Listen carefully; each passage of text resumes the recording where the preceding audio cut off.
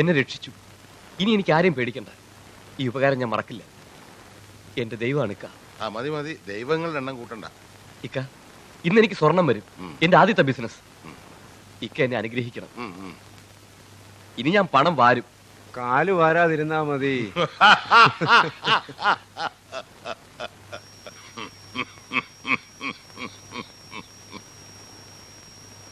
കള്ളക്കടത്ത് തുടങ്ങിയപ്പോ നില വന്നു, പാർട്ടി ചേർന്നപ്പോ വില വന്നു, ഇപ്പോ MLA ആയപ്പോ ഇമേജ്.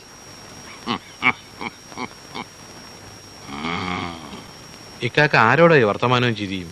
എനിക്ക് എന്നോടല്ല പിന്നെ ആരോടാ സംസാരിക്കാനുള്ളത്? ഇതിനേക്കാ ഭേദം ജയിലായിരുന്നു. എന്തായാലും പറയാൻ അവിടെ എൻ്റെ മക്കളുണ്ടായിരുന്നു. എനിക്ക് കിട്ടിയ ഏറ്റവും വലിയ ശിക്ഷ 2 വർഷത്തെ ഇളവാ. ഒറ്റയ്ക്ക് ഓരോന്ന് ആലോചിച്ച് നീ കിടന്നോടാ. നാളെ പണിക്ക് പോകണ്ടല്ലേ, ഉറക്കം കളയണ്ട. ഇക്കാക്ക ഉറങ്ങുന്നില്ലേ? പകൽ മുഴുവൻ ലോട്ടറിയും കൊണ്ട് നടപ്പ്, രാത്രിയായ ഉറക്കമില്ല. ഉറങ്ങാൻ പറ്റണ്ടേടാ. മനസ്സറിഞ്ഞൊന്ന് ഉറങ്ങിയിട്ട് 14 വർഷമായി. കണ്ണടച്ചാ തുടങ്ങും കാഴ്ചകൾ. എന്റെ കുഞ്ഞാമിന, സീനത്ത്, റംല.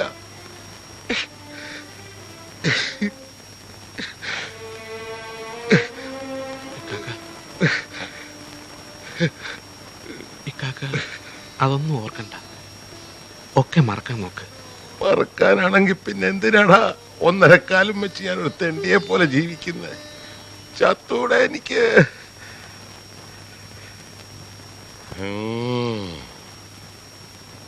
എന്റെ ദിവസം വരാറായി. എന്റെ മക്കളൊന്ന് ഇറങ്ങട്ടെ. 14 വർഷമായി എന്റെ കുട്ടികള് റിമാൻഡ്, ജയില്. 14 വർഷം.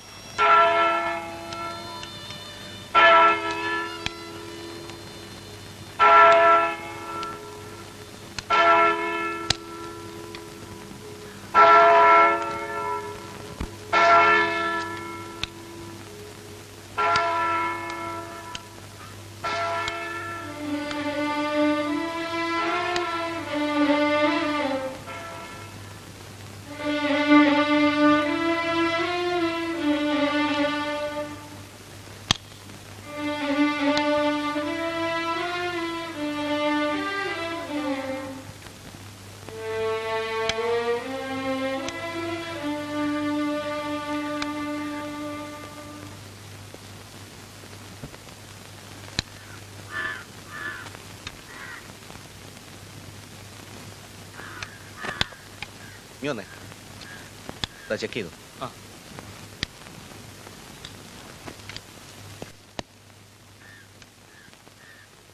സാർ, ആന്റണി ഭക്ഷണം കഴിക്കുന്നില്ല. ഏതാന്റണി? 321. എന്തു പറ്റി? അറിയില്ല സാർ. രാവിലെയും ഭക്ഷണം വാങ്ങി ആർക്കോ കൊടുക്കുക ചെയ്തത്. നിരാഹാര സമരം വല്ലതുമാണോ? ചോദിച്ചിട്ട് അയാൾ ഒന്നും പറയുന്നില്ല.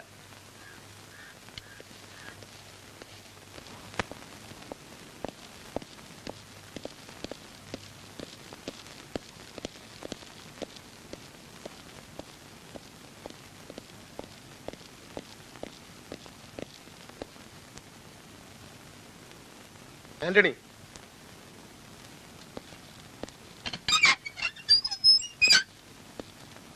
നിങ്ങൾ പോയിക്കോളൂ. സാർ, അയാളോട് പോകാൻ പറഞ്ഞത് നമ്മുടെ പ്രൈവസിക്ക് വേണ്ടിയാണ്.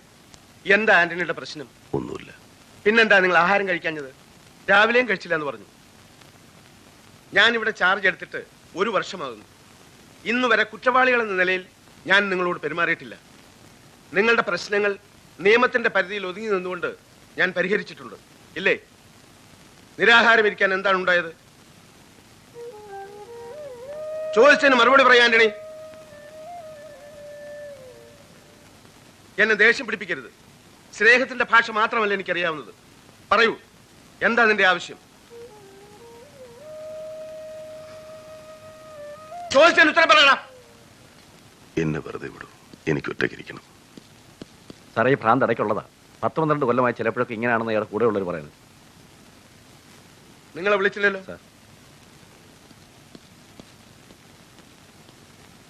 അയാൾ പറഞ്ഞത് ശരിയാണോ? ശരിയാണ്.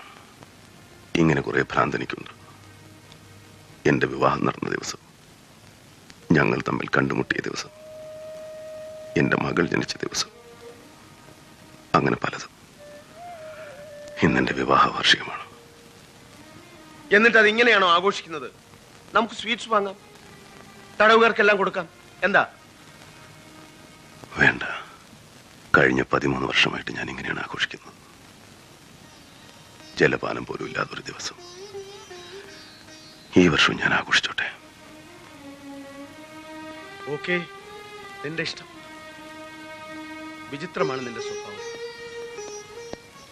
ആ, അടുത്ത വാർഷികം ഭാര്യയും മകളും ഒപ്പം ആർഭാടമായി ആഘോഷിക്കാം.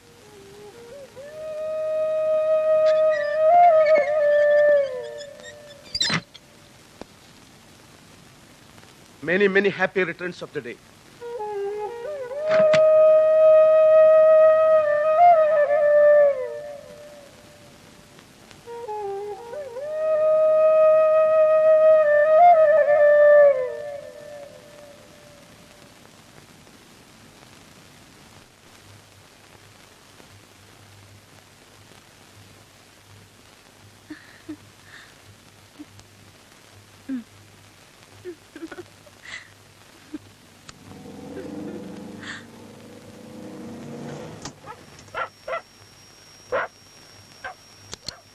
മോളുടെ ബർത്ത്ഡേന്ന് ബാവയോട് പറഞ്ഞിരുന്നോ? ഇല്ല. പിന്നെ അയാൾ എന്തിനാ വന്നത്? സുജയ്, നന്ദിയോട് പറയരുത്.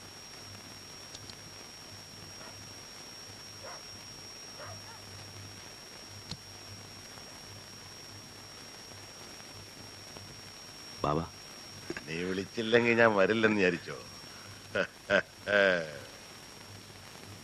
മോളെ, മോൾ അറിയോ ഉപ്പുപ്പാനെ? ആ ആ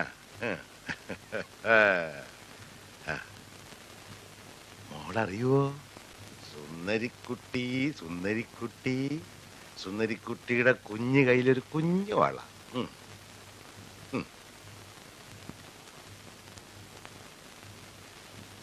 എന്താ സുജാതയുടെ മുഖം വല്ലാതെ? ഞാൻ വന്നത് അധികപ്പറ്റായോ? അയ്യോ ഇല്ല ബാബ, ഒരിക്കലും ഇല്ല. അങ്ങനെ ഒരു ആഘോഷമായിട്ടൊന്നും ഇല്ലാത്തതുകൊണ്ട് ആ ബാബയെ അറിയിക്കായിരുന്നു. എന്റെ മുഖത്ത് നോക്കി നുണ പറയാൻ നിനക്ക് അറിയില്ല. വിളിച്ചാലും വിളിച്ചില്ലെങ്കിലും ബാബ വരും, വരണം. എന്റെ മക്കൾ എന്നെ ബാപ്പാന്ന് വിളിക്കുന്നു, നീ ബാബാന്ന് വിളിക്കുന്നു. ആ ഒരു വ്യത്യാസമല്ലേ ഉള്ളൂ. നീ വിളിക്കുന്ന കേട്ടാ മറ്റുള്ളവരങ്ങനെ വിളിച്ചു തുടങ്ങിയത്. എൻ്റെ ഒപ്പം നിൽക്കുന്നവരെല്ലാം എനിക്ക് മക്കളെ പോലാ. നീ എനിക്ക് മോളെ പോലെയാ. നിന്റെ കെട്ടിയവനെ ഞാൻ തട്ടിക്കൊണ്ടു പോകുന്നില്ല. ശരി, സ്വർഗത്തിലേക്ക് കട്ടുറുമ്പായിട്ട് ഞാൻ നിൽക്കുന്നില്ല, വരട്ടെ. എന്തെങ്കിലും ഒന്ന് കഴിക്കാതെ? ഓ, കഴിക്കാമല്ലോ. ഒരു കഷ്ണം കേക്കിങ് ഇതാ. ലേശം വലുതായിക്കോട്ടെ. നിന്റെ മോടെ പിറന്നാൾ കേക്ക് എന്റെ കെട്ടിയക്കും കൊടുക്കണം. അവളാണ് ഈ ദിവസം ഓർമ്മ വെച്ചോണ്ട് പറഞ്ഞത്.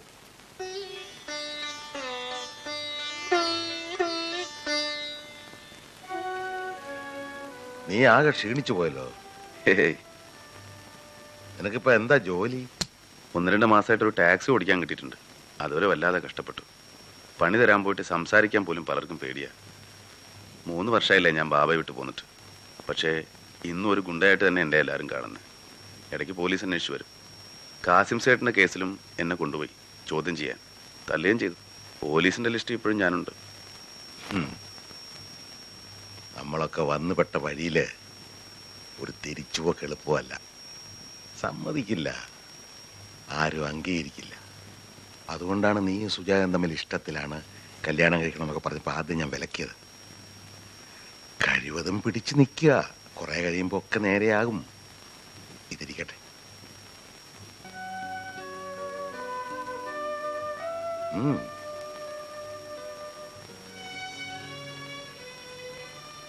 ഉമ്മ നിന്നെ എപ്പോഴും ചോദിക്കും. സമയം കിട്ടുമ്പോൾ സുജാതയും മോളെയും കൂട്ടി ഉമ്മ വന്ന് കാണണം. അലിയാര് കൊലയാളിയും കൊണ്ടയാണ്. കെട്ടിയോളും മക്കളും പാവങ്ങളാ.